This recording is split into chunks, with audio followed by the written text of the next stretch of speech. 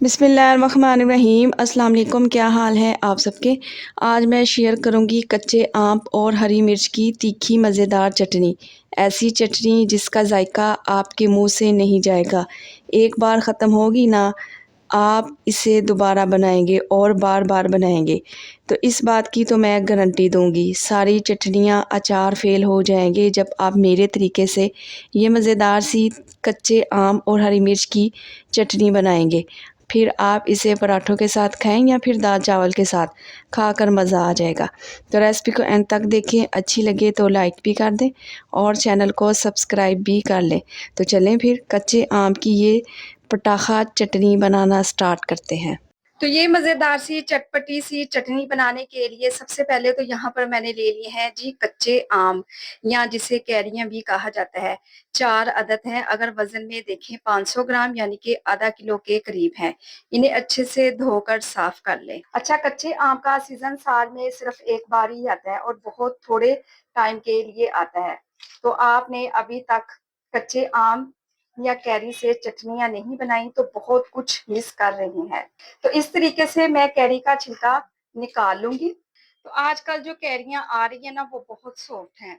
तो कैरी को 4 हिस्सों में डिवाइड करें, इसकी गुठली निकाल लें और छोटे छोटे पीसीस में काट कर तैयार कर लें। तो कैरी के मैंने छोटे छोटे पीसीस कर लिए हैं। तो आधा किलो कैरी के हिसाब से मैं तकरीबन आधा पाव हरी मिर्चों का इस्तेमाल कर रही हूँ। आप हरी मिर्चों की तादाद कम भी कर सकते हैं। वैसे आजकल जो सीजन में हरी मिर्चें आ रही है ना, ये जरा भी तीखी नहीं है। अगर आपके पास तीखी वाली हरी मिर्चें हैं ना, तो इनकी क्वांटिटी को आप कम कर लें। तो इस मजेदार सी चटनी में मैं लहसुन का भी इस्तेमाल करूंगी। पूरा लहसुन ले ले। तो इस तरीके से पंच लगाएंगे ना लहसुन पर, तो ये जल्दी से खुल जाएगा और इसे छीलने में आसानी रहेगी। तो आप लोगों ने क्या करना है, 20 से 25 लहसुन के जवे भी इस्तेमाल करेंगे। अच्छा, लहसुन के साथ में धनिए और पुदीने का भी इस्तेमाल करूंगी। एक मुट्ठी भर के या ढेर सारा हरा धनिया कह लें, डंडी समेत इस तरह से इसको मोटा मोटा काट लें।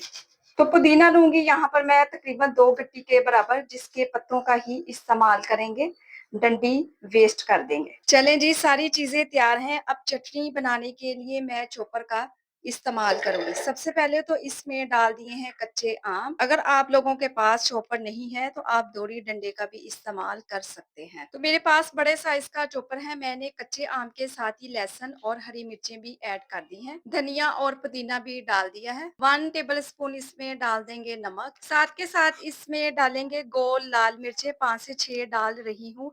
आप अपने टेस्ट के मुताबिक डाल दें, जितना तीखा खाना आप पसंद करते हैं। इसी स्टेज पर इसमें डाल देंगे एक मीडियम साइज का प्याज, जिसे आप लोगों ने मोटा मोटा काट कर ऐड कर देना है। अब चटनी पीसने के लिए तैयार है। तो इस तरीके का दरदरा सा मटेरियल या चटनी बनाकर तैयार करनी है हमने, बगैर पानी शामिल किए। एक कतरा भी मैंने पानी का शामिल नहीं किया। दरदरा सी चटनी पीसकर तैयार है। तो अभी रेसिपी कंप्लीट नहीं हुई, अभी इस चटनी पर और भी काम बाकी है। तो रेसिपी को एंड तक देखें। अभी हमने इस पर लगाना है मजेदार सा तड़का।